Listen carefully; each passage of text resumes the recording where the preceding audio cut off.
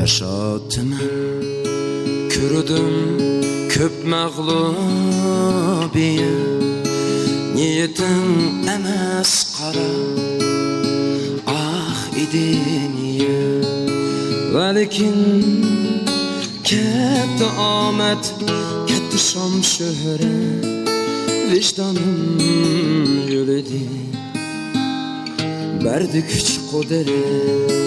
Velikin ketdi omad, ketdi shom shuhrat, g'ururim tur dedi,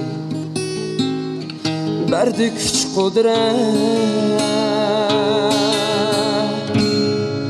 Tükmüdüm keldi bir gün, ko'zgalib qilib quyosh, chidadim chidayman, yetguncha bardosh.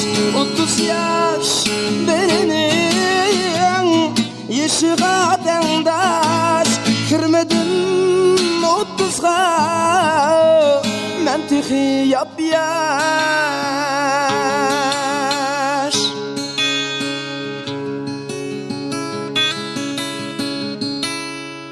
Yengilish men uchun yo'qolish emas, qalbini ko'rsatgan quyosh. O quyosh, yemedim kiymedim haromni, dadamdek yashashni o'rgandim xalaq.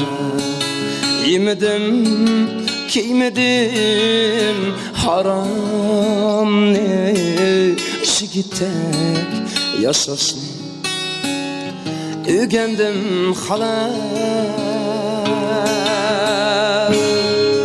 Sochlarim oqardi, ko'rmay halovat, o'tganni shu mayli, qilmay shikoyat.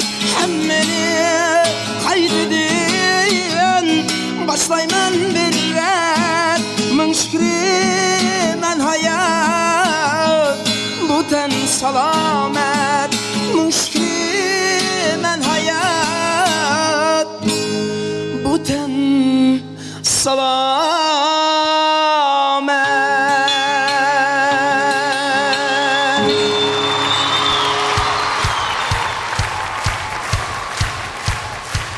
Ablikim Tursunov.